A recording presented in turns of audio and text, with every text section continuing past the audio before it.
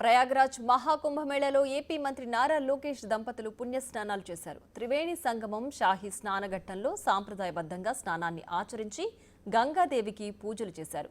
పితృదేవతలను స్మరించుకుంటూ బ్రాహ్మణులకు వస్త్రదానం చేశారు.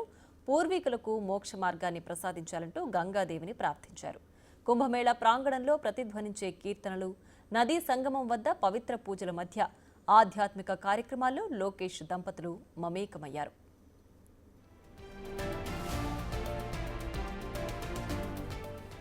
పవిత్ర నదుల్లో ఆచరించే స్నానం, దానం హృదయపూర్వకమైన భక్తి మోక్ష మార్గాన్ని చూపిస్తాయని కోట్లాది మంది నమ్మకం. కుంభమేళాలో స్నానాలు, పూజాధికాల అనంతరం లోకేష్ దంపతులు కాశీ విశ్వేశ్వరుని ఆలయాన్ని సందర్శించేందుకు వారణాసి బయలుదేరి వెళ్లారు.